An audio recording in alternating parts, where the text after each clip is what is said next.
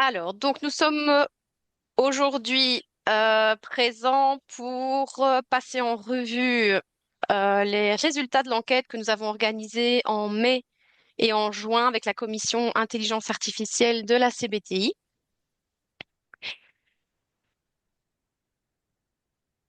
Donc, l'enquête avait un but triple. Je vous demande juste un petit instant.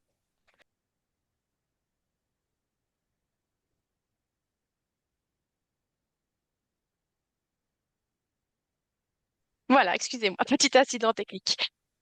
Donc, le but de l'enquête était tout d'abord d'évaluer l'évolution du chiffre d'affaires en 2024 par rapport à 2023 et voir dans quelle mesure une éventuelle baisse du chiffre d'affaires pouvait être liée à l'intelligence artificielle.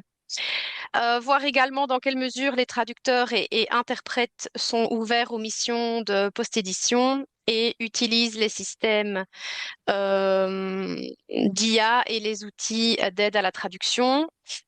Et enfin, on voulait aussi évaluer les attentes de nos membres et le besoin en soutien de la part de la Chambre. Donc, cette enquête a récolté des réponses de 114 personnes, membres et non membres, mais donc principalement des membres.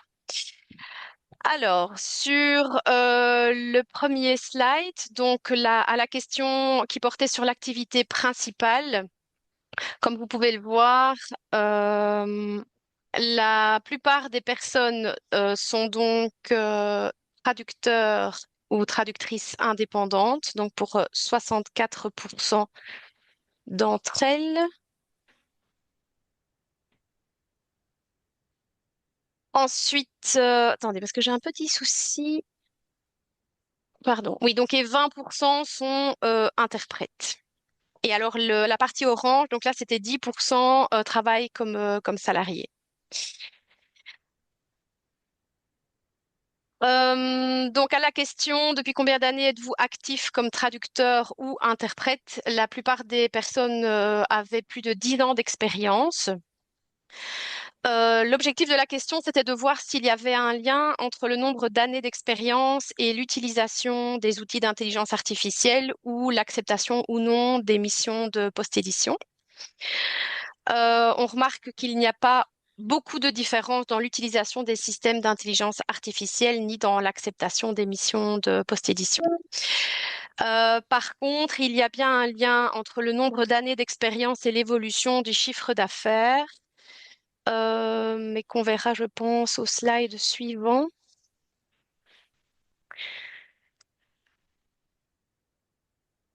Alors, quelle est la partie des activités de traduction ou d'interprétation sur vos revenus total?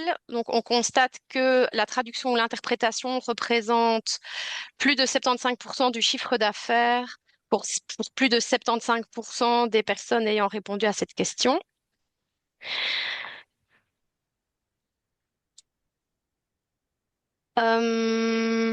Et pour 10% des personnes, donc la partie des activités de traduction d'interprétation représente 30 à 50% des revenus totaux. Alors, à la slide suivante. Donc, l'évolution du chiffre d'affaires de 2024 par rapport à 2023. On constate la partie jaune, verte et rouge donc représente à L3 un 60% et donc on constate une augmentation du chiffre d'affaires, voire un statu quo. Et pour 40% des personnes, c'est-à-dire la partie violette, bleue et rose, on constate une baisse du chiffre d'affaires. Alors évidemment, ça porte sur les résultats de l'enquête, sur les chiffres de 2024 par rapport à 2023. Donc tout ça devra être remis en perspective pour la situation en 2025. Ensuite, si le chiffre d'affaires a diminué, est-ce que c'est à cause de l'intelligence artificielle? Donc, on constate que pour près de 50% des répondants, ça ne s'applique pas. Pour 31,7%, la baisse du chiffre d'affaires est bien liée à l'intelligence artificielle. Et pour 19%, ce n'est pas le cas. Je ne sais pas s'il y a des questions jusqu'à présent. Non, je ne pense pas. Alors, pour les personnes qui ont répondu non, donc quelques raisons qui ont été citées pour la cause de la baisse du chiffre d'affaires. Il y a notamment quelques larges projets en 2023 qui n'ont pas été, ce qui n'a pas été le cas en 2024. La crise économique, la guerre en Ukraine, la situation politique aux États-Unis, des raisons fiscales, mais l'intelligence artificielle n'a pas forcément été citée comme élément expliquant la baisse du chiffre d'affaires. Alors, à la question, faites-vous actuellement des traductions en post-édition? Donc, on remarque que 42% des personnes font ce genre de mission lorsqu'elles se présentent. Pour 11%, c'est de temps à autre quand les périodes sont plus calmes. Et pour 47% des personnes, elles refusent de manière systématique les projets de post-édition. On remarque qu'il n'y a pas de différence remarquable entre les répondants qui ont noté donc une augmentation ou une baisse du chiffre d'affaires par rapport à la question qui porte sur la post-édition. La deuxième partie de l'enquête portait sur l'utilisation des outils d'aide à la traduction et les outils d'intelligence artificielle.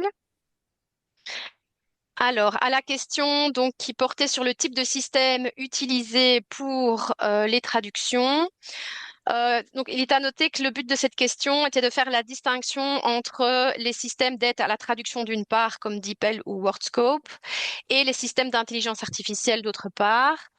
La petite partie en vert que vous voyez à l'écran, donc c'est une petite erreur dans l'enquête. Donc elle est assimilée à la partie en jaune, donc elle fait partie des 39,2%. Donc en conclusion, on voit que 44% des personnes utilisent des systèmes d'aide à la traduction, mais pas des systèmes d'intelligence artificielle. 40% des personnes utilisent les deux types d'outils et 16% n'utilisent aucun des deux.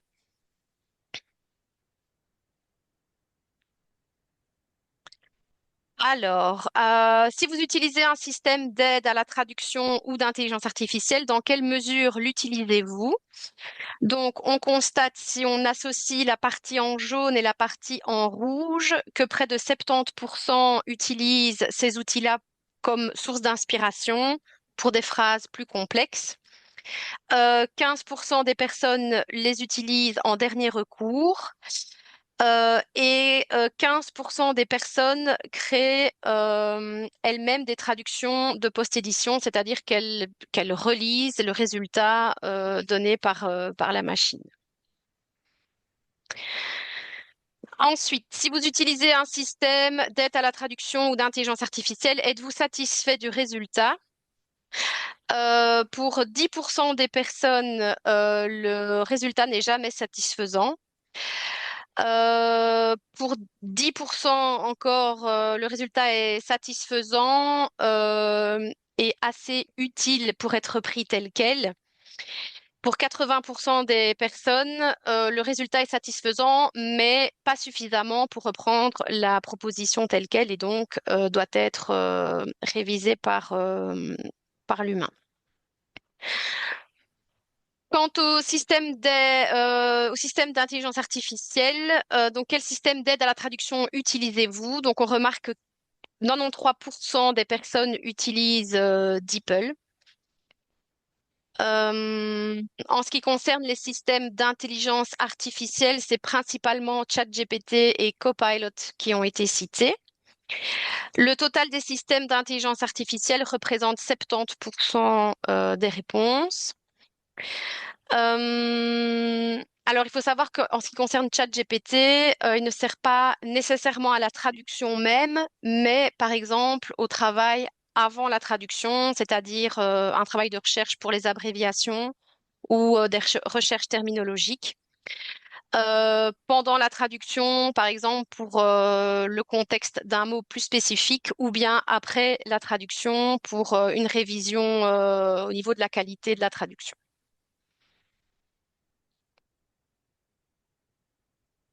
Alors, pour les personnes qui utilisent les systèmes d'intelligence artificielle, donc on leur a demandé si elles utilisaient une version payante ou pas.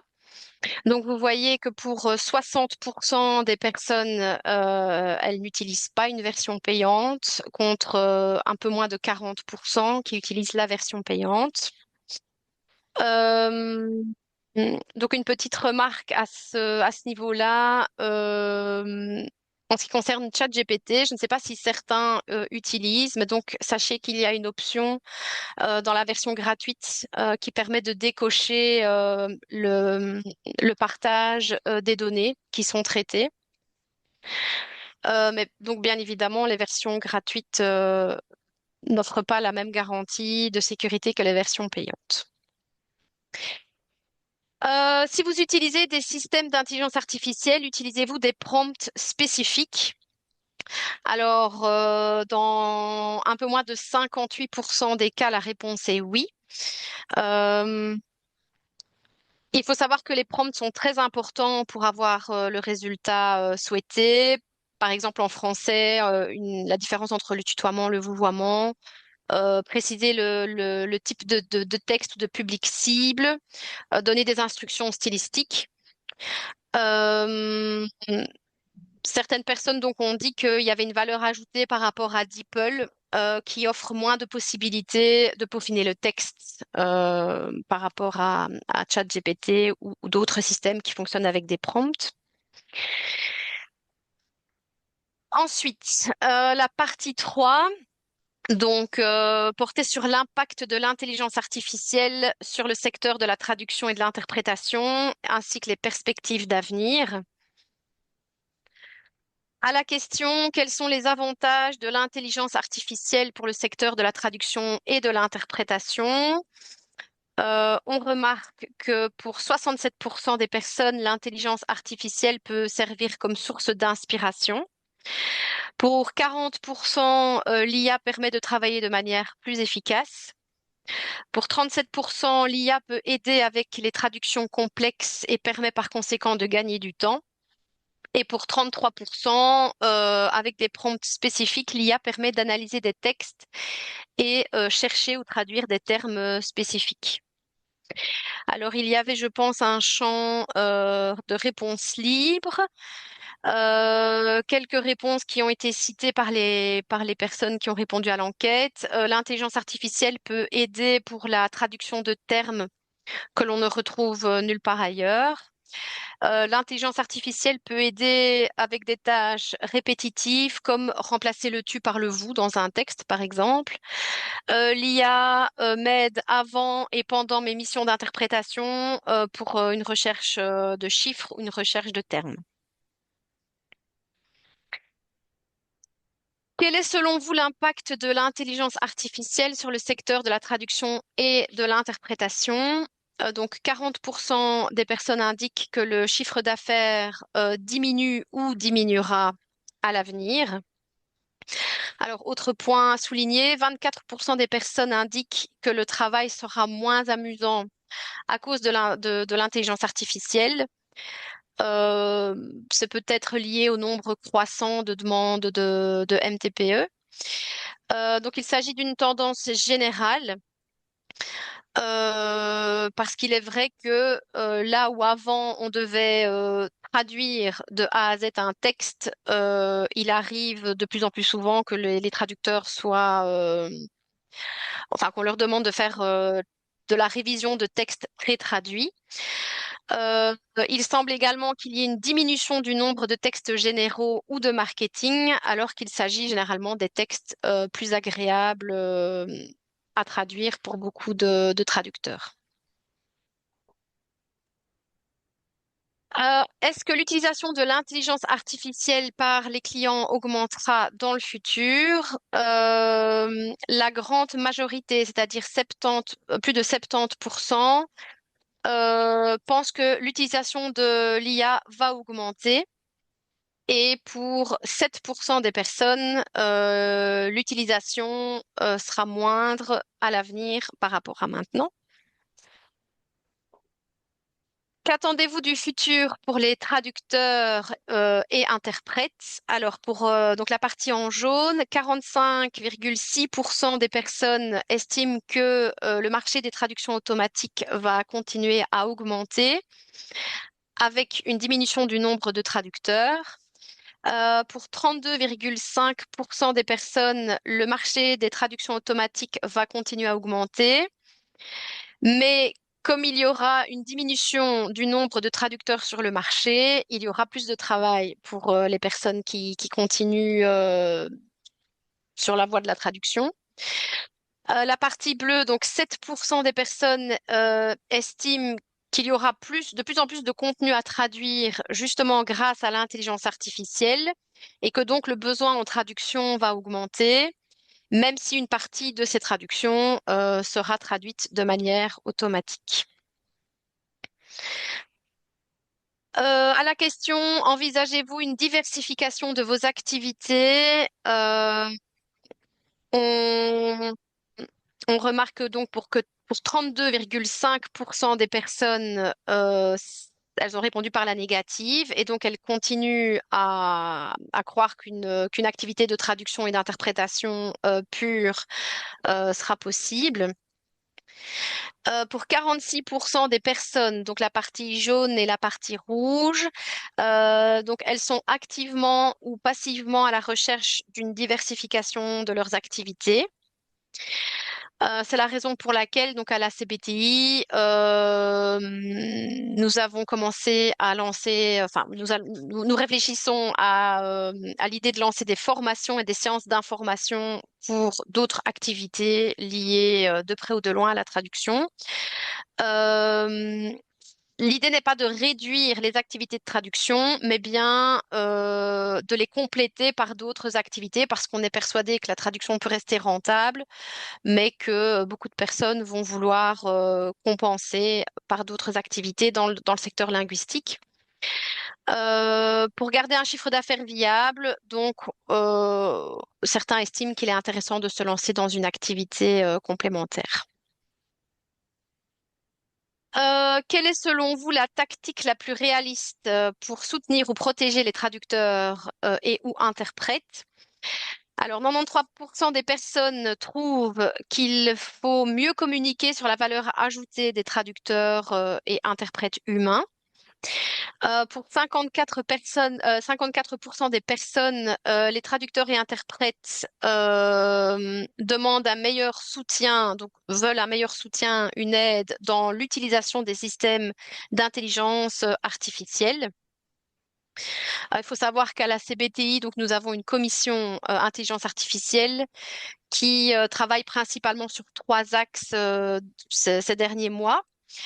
À savoir un arbre décisionnel. Donc, l'idée de l'arbre décisionnel est d'aider le client à savoir quand une traduction automatique est possible, tout en étant révisée par un traducteur humain, et quand une traduction est à bannir, une traduction automatique est à bannir.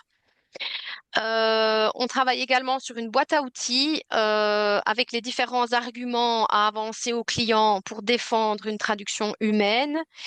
Et enfin, un aperçu des différents outils qui existent et qui peuvent être utilisés par les traducteurs et les interprètes. Je tiens d'ailleurs à signaler, pour celles et ceux qui ne le sauraient pas encore, qu'on organise une journée intelligence artificielle. Donc, on en a déjà organisé une ou deux par le passé, deux, je pense. Et donc, la prochaine journée sera organisée le 15 novembre à Bruxelles. Et on organisera principalement des ateliers sur les prompts à utiliser, donc que ce soit pour la création de listes terminologiques, la révision ou la révision qualité d'une traduction, l'extraction d'abréviations et les noms d'instances officielles, si elles existent, notamment pour les traductions français-néerlandais. La réécriture de textes à des fins marketing, dans le but de rendre des textes aussi plus créatifs. Et enfin, des traductions adaptées à un nom de domaine spécifique. Donc l'idée ici est vraiment de donner des outils pour les traducteurs et les interprètes, ainsi que des arguments à utiliser lors des discussions avec les clients. Alors, quelle est selon vous la tactique donc la plus réaliste pour soutenir ou protéger les traducteurs et interprètes? Donc, on voit sur la barre supérieure, donc la première barre, vu que le début des réponses est donné en néerlandais, donc euh, les membres souhaitent une meilleure connaissance des prompts. Donc, par rapport à ce que je vous ai dit précédemment, donc c'est prévu lors de la prochaine journée de formation. La deuxième barre donc porte sur une meilleure connaissance des plugins dans les outils des CAT tools, donc dans les outils d'aide à la traduction. La troisième barre donc des formations pour diversifier les activités d'indépendants. Et la quatrième donc des formations sur l'évolution de l'intelligence artificielle et la manière de communiquer avec les clients.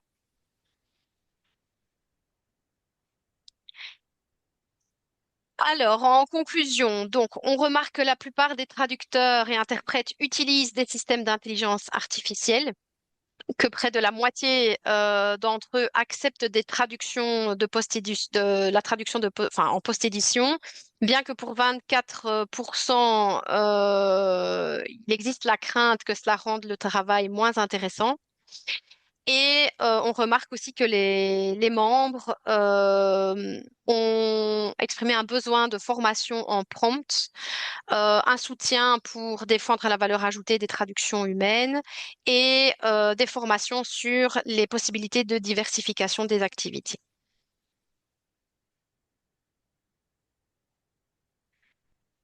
Alors, je ne sais pas si certains ou certaines d'entre vous ont des questions par rapport à tout cela ou si il faut répéter peut-être certains résultats. J'ai peut-être été un peu vite.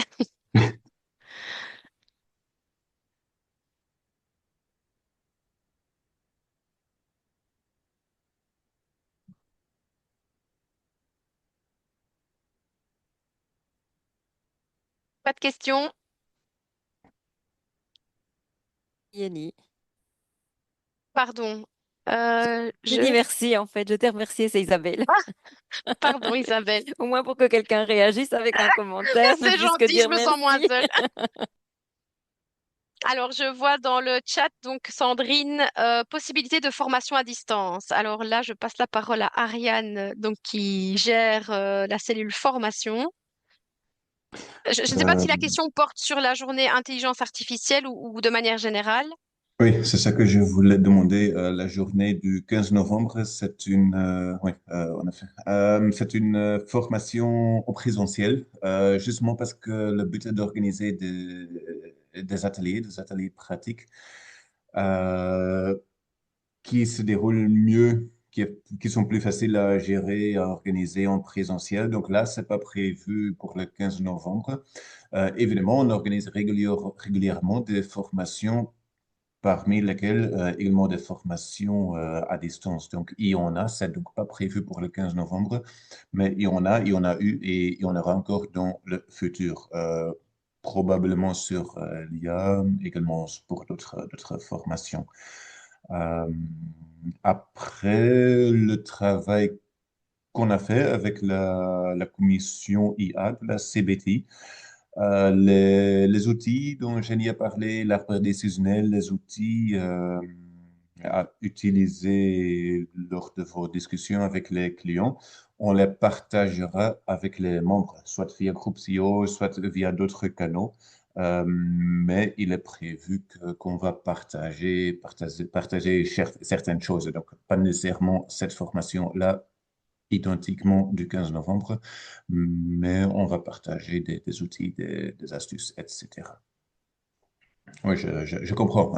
Les formations présentielles, c'est pas toujours évident, mais ici pour le 15 novembre, c'est la meilleure méthode. N'hésitez pas si vous avez des idées de sujets de formation en ce qui concerne aussi la diversification des services. N'hésitez jamais aussi à faire part de vos idées. Je ne sais pas si c'est quelque chose qui concerne les personnes présentes ce soir, si c'est déjà, enfin, voilà, si c'est une question que vous vous posez ou pas. En ce qui concerne la diversification, donc pour les autres formations qu'on pourrait organiser à l'avenir, ou même en matière d'intelligence artificielle, hein, on essaye de répondre, enfin de voilà enfin, de répondre à la demande et de parler des outils les plus souvent utilisés pour le moment. Euh, donc Alors, voilà, je ne sais pas. pour moi, Oui, enfin, la diversification, c'est clairement une piste. Maintenant, effectivement, moi, j'ai un profil assez particulier. Donc, c'est vrai que, enfin, je suis ingénieur de formation, donc pas spécialement lié aux questions linguistiques à proprement parler. Mais je pense qu'effectivement, pour une part et pour le moment, ça devient à peu près indispensable pour une bonne partie du métier de trouver des compléments et des alternatives pour une part de revenus, tout simplement. Euh, et donc en ce qui te concerne, tu t'orientes alors plus dans le domaine technique plutôt que dans le domaine linguistique pour la alors moi, en diversification. l'état, enfin, pour l'instant, la piste que je suis en train de creuser, j'ai suivi une formation de conseiller en prévention il y a 20 ans. Et donc, c'est plutôt dans ce domaine-là que j'irai chercher des compléments parce que, en plus, jusqu'à un certain point, ça permet, enfin, c'est une fonction que je peux envisager enfin, d'exercer en temps partiel et en complément avec toutes les incertitudes et les inconnus qui sont toujours liés au métier de la traduction, qui fait que quand il y a un gros boulot qui tombe, ben faut être disponible et il faut pouvoir le prendre. Donc voilà. Euh,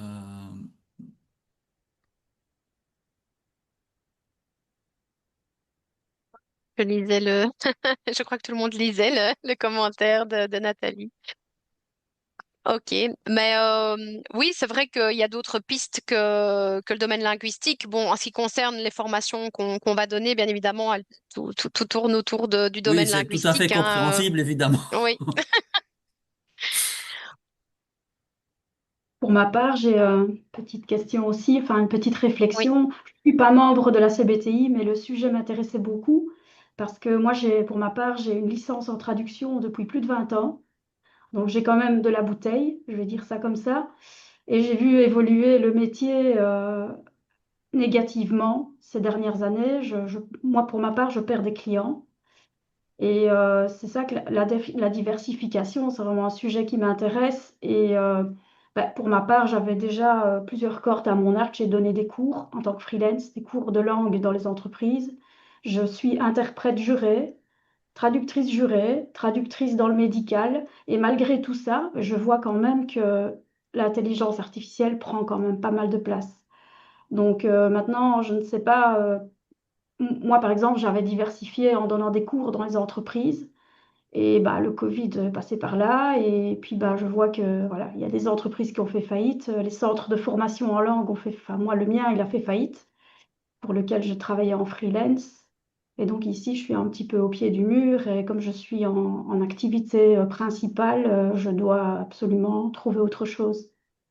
Et donc, si vous avez des pistes. Maintenant, je ne suis pas membre, donc je ne sais pas si j'aurai accès aux formations que vous allez Les proposer. formations en général sont ouvertes aux membres et aux non-membres. C'est juste une question de tarifs, de différence de tarifs.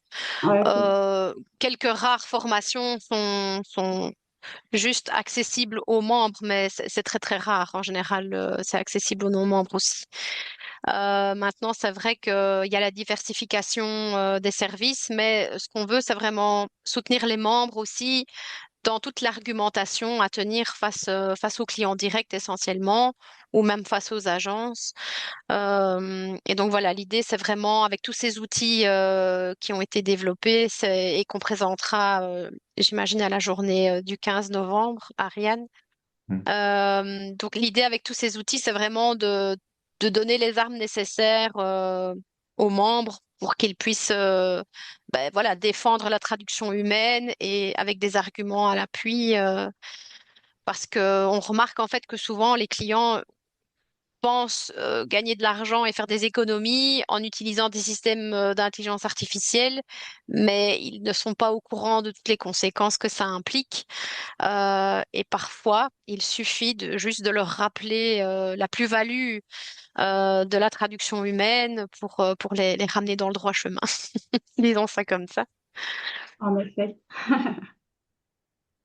Merci. Maintenant, pour la diversification des services, il y a aussi, on a donc pour la Saint-Jérôme, on a organisé toute une série de mini-ateliers donc dans le cadre d'une unconference à Malines et donc plusieurs thèmes ont été abordés dont ceux-là et c'est vrai que ben, on remarque qu'il faut aussi étendre l'éventail de nos services, mais aussi repenser le métier et peut-être ne plus se présenter en tant que traducteur, juste traducteur entre guillemets, mais englober toute la série de services qu'on propose dans une nouvelle appellation ou voilà, un peu repenser le côté marketing, mais dire au client, voilà, moi je suis pas juste un traducteur ou une traductrice, je fais bien plus que ça en fait. C'est pas juste traduire des mots, mais il y a tout le service qui va avec.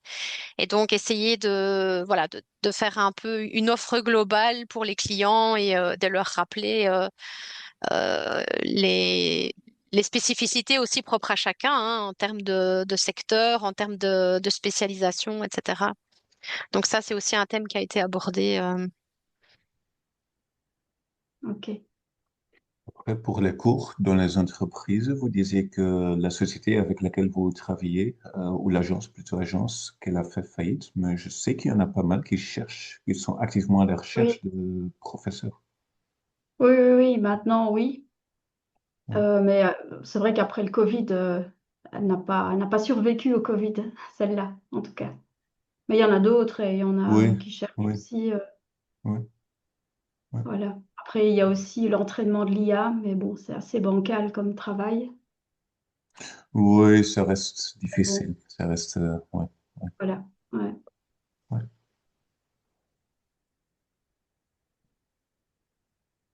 Je sais pas si quelqu'un a une question ou peut-être revenir sur un résultat ou l'autre qui a été abordé. Donc, je rappelle que cette enquête, elle portait sur le chiffre d'affaires de 2024 par rapport à 2023. Euh, et que donc, ben, d'une part, l'idée était de voir un peu le type d'activité des personnes qui ont répondu à l'enquête et surtout leur expérience, de voir un peu dans quelle mesure elles utilisaient les outils d'aide à la traduction et enfin les perspectives d'avenir pour le métier de traducteur ou d'interprète.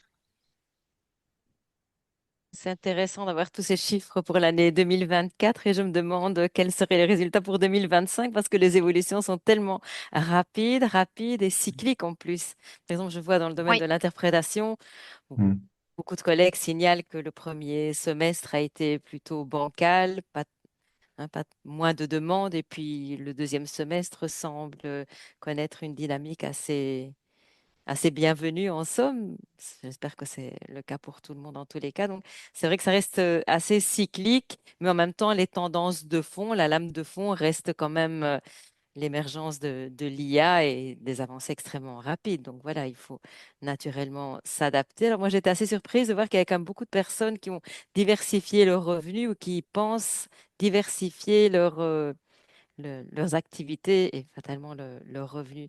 Ça, c'est quelque chose qui m'a beaucoup intéressée et surprise en même temps parce que quand je travaille avec les collègues, j'ai plutôt l'impression qu'ils sont à 100% dans leur activité, enfin je suis plus avec des interprètes, mais aussi dans la traduction. Donc voilà, ça c'est intéressant. Et je rejoins ce que Yves avait signalé, c'est que ce n'est pas facile en fait de combiner une autre activité avec une autre activité du fait que on est censé être disponible quand on nous appelle. On peut évidemment dire qu'on est occupé, mais généralement, les clients qui sont quand même assez difficiles à gagner ne rappellent pas nécessairement, sauf si on a un client fidèle depuis très longtemps qui tient vraiment à nous et qui va accepter qu'on soit moins disponible à un moment donné. Mais c'est vrai que c'est pas évident de combiner plusieurs activités. Donc voilà, ça, j'ai trouvé que c'était intéressant quand même de voir. Oui, oui, je suis interpellée par la stratégie de collègues qui diversifient et c'est bienvenu. Donc, oui, c'est intéressant de creuser cette piste aussi. Mhm. C'est Merci vrai beaucoup. En tout cas, c'est un que énorme travail. c'est vrai qu'il y a peut-être une différence entre les traducteurs et les interprètes à ce niveau-là. Comme tu le disais, les interprètes sont peut-être moins, enfin, ne peuvent pas s'engager sur le long terme parce que les missions peuvent se présenter d'un jour à l'autre, que pour la traduction, peut-être qu'il y a plusieurs jours, le délai de plusieurs jours, et donc c'est peut-être plus facile de combiner aussi. Donc bien sûr, l'étude ici portait sur les résultats de 2024, donc à voir la situation en 2025.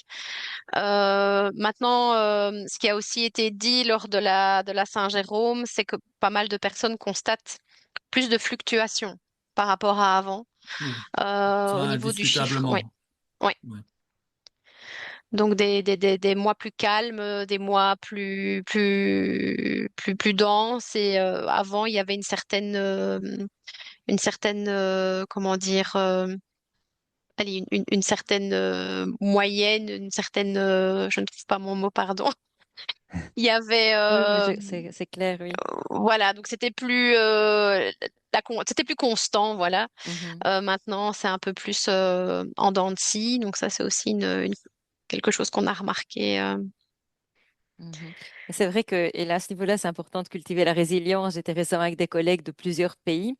Et une d'entre elles, une Allemande, me disait qu'elle avait pas mal de difficultés à vivre les moments de diminution de l'activité. C'était une personne qui avait déjà pas mal d'années d'expérience et moins de pression financière, mais elle me disait que malgré tout, c'était pas évident de subir ces moments de baisse d'activité, même si, comme je le signale, ce n'était pas pour une question de finances ni rien, mais voilà, donc pour nous, oui, c'est effectivement une question de résilience avant tout, bien sûr, en fonction de la situation personnelle de chacun. Et donc, c'est ça qui va nous pousser ou pas à nous diversifier ou Oui, chercher autre chose, éventuellement quitter le secteur, parce que effectivement, c'est quand même une lame de fond, c'est une crise en profondeur et donc, fatalement, on peut s'imaginer qu'il y aura moins de demandes et donc besoin de moins de personnes sur le marché, à temps plein ou à temps partiel, mais probablement même. Voilà. Mm. oui. Et je lisais le commentaire de Sandrine. Donc oui, avant, il y avait des vagues. Maintenant, je parle de tsunami. Oui, peut-être que voilà, la demande est moins constante, mais que quand il y a de la demande, c'est tout le monde en même temps. C'est vraiment, c'est plus par vague. On remarque aussi que plusieurs membres se tournent vers la traduction jurée. Donc, il y a de plus en plus aussi de traducteurs qui font la formation pour être traducteur juré. Bon, avec les difficultés que ça implique, je pense qu'il y en a quelques-uns ici. Je ne sais pas si ils veulent commenter ou pas. Donc, il y a d'autres Moi, je l'ai problématiques en ce qui faite. concerne les... Oui, moi, Pardon? je l'ai faite en 2023-2024 et c'était très chouette, très instructif. Ça complémentait mon cursus déjà. Mais par contre, voilà, on est décrochable à tout moment, en tant qu'interprète en tout cas. Et comment, c'est pas. Enfin, moi, je fais l'italien, déjà, j'ai pas les langues belges, j'ai pas les langues nationales. Donc, ça ne suffit pas pour vivre pour moi. Ouais. Voilà. C'est assez faible comme chiffre d'affaires. Je veux dire, en plus, ils payent assez tard. Oui, voilà, quand je parlais Au des niveau du problématiques service public. propres au TICHE, Oui. oui. Voilà, les deux désavantages, mais sinon, pour ceux qui font, à mon avis, le néerlandais, l'allemand et le français en Belgique, ça doit être beaucoup plus, il doit y avoir beaucoup plus de travail, je pense. Mais Oui, je je pense que regrette du pas parce travail, il y en que a. Oui. de toute façon, je fais aussi des traductions. Enfin, je traduis pour les particuliers, les notaires, les avocats, etc. Donc, il y a de quoi faire. Mais je ne sais pas vivre que de ça. Hmm. Mhm. Et tes langues de travail, donc tu disais l'italien. Italien, anglais, français. Ok. Voilà. J'ai fait Ouais. Mariapps. Donc, enfin, maintenant, c'est devenu un master, mais avant, c'était une licence en traduction. Ouais. Mhm. J'ai terminé en 2000 et ça fait 25 ans maintenant que je suis traductrice. Voilà. J'ai bien vu évoluer le métier, hein, ça c'est sûr. Oui, c'est vrai C'est clair qu'on que doit s'adapter, hein. On n'a pas le Oui, choix. En même temps, oui. ça peut être Ah passionnant. Je oui, veux de dire, toute c'est une façon. transformation de notre métier dans l'interprétation. J'utilise plein de techniques et j'adore en fait tout ce Oui, que j'ai pu apprendre. Donc, on appelle ça l'interprétation augmentée. Et moi, je trouve que c'est passionnant. En fait, ça il y a ouvre beaucoup tout de le choses. champ Il y a des même possibles aussi. le Voilà. sous-titrage. Le sous-titrage, c'est très chouette aussi. Je m'y suis initiée à un moment donné. Après, j'ai pas continué, mais c'est très chouette aussi. Mhm. Enfin, voilà. Ma- Maintenant, j'ai une question pour vous qui utilisez l'IA en traduction. Ce que je vois quand je fais des traductions, c'est que souvent, en fait, les recherches sont de plus en plus longues, en ce sens que bien souvent, il faut rechercher l'information à la source parce qu'on voit que parfois des erreurs se glissent et donc finalement, on voit que, et j'ai oublié le terme en fait, j'ai trouvé dans le dictionnaire un les nouveau terme. hallucinations. euh, En fait, c'est une erreur qui se reproduit et donc quand on cherche sur Google une information, on retrouve la même erreur, mais on sait Un que biais. c'est une erreur et donc on essaye de rechercher l'information à la source, quoi. C'est ça. Mais j'ai oublié, il y a un terme en fait une erreur créée par l'IA qui va être reproduite parce qu'il y a des sites web qui se font par l'IA, etc. Et donc C'est le ça fait comme principe des une bulle statistiques, hein, c'est qu'à un spéculative, moment, voilà. effectivement, ça absorbe tout et Voilà. n'importe quoi.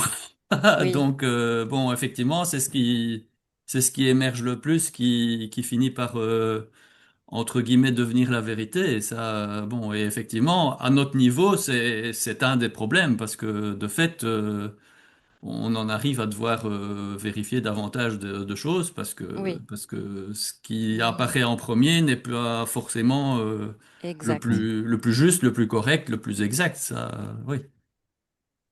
Oui. Et parfois même dans des articles qu'on reçoit, donc dans le texte source, il y a des erreurs qui se glissent. Et donc, ben, je ne sais pas, moi, on cherche. J'ai eu le cas, par exemple, avec une référence Twitter, et en fait, il y avait une erreur dans cette référence-là. C'était un article de presse. Et donc, en menant mes recherches, j'ai pu retrouver l'adresse exacte. Voilà, mais en tous les cas, oui, il y a des erreurs comme ça qui se glissent. Et comme on a tout vérifié, en fait, on découvre des petites coquilles par-ci, par-là. Ouais. C'est sûr. Alors, je ne sais pas si il y a d'autres questions ou commentaires ou partage d'expérience sur ce qui concerne les différents points qui ont été abordés.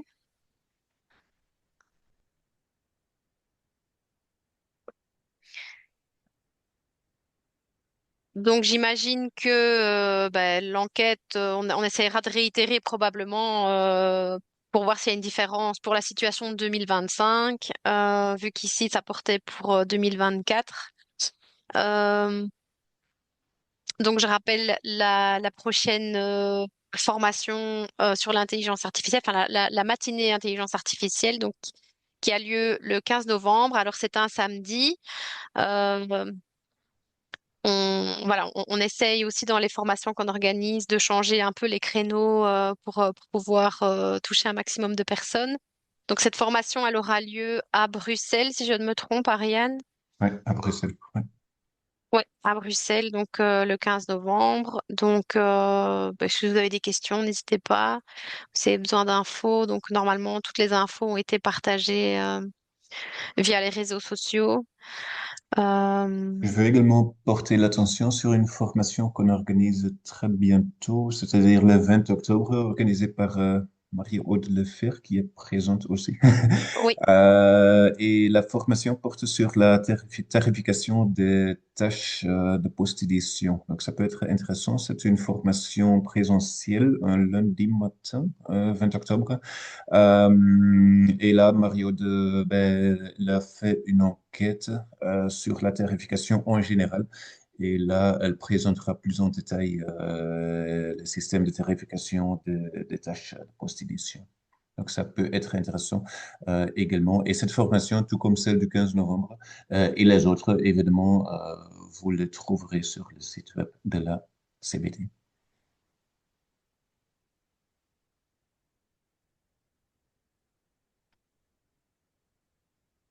Ok, donc s'il n'y a plus de questions, euh, Est-ce que les résultats, enfin la présentation seront partagés ou disponibles? Oui, oui. oui, Oui, oui, on va partager probablement via groupe CEO. Ok. Donc, elle sera disponible pour les membres. Les non-membres qui veulent l'avoir, qui veulent voir les résultats, n'hésitez pas à nous contacter pour qu'on vous l'envoie. oui, donc vous pouvez contacter l'adresse générale, hein, l'adresse secrétariat et elle, Elle vous l'enverra. Mais de toute façon, alors, on va ouais, également publier sur groupe CEO. Ouais. Ouais. ouais. Euh, et c'est vrai, ben, vu que, en effet, il y avait d'abord la question et donc la réponse en néerlandais. Dans la présentation, vous avez uniquement vu ou pour une partie des questions, c'était uniquement la réponse néerlandophone qui était visible. Mais bon, c'est pour ça qu'on a organisé cette formation pour commenter, pour dire, ben, pour mentionner le chiffre exact et les réponses exactes.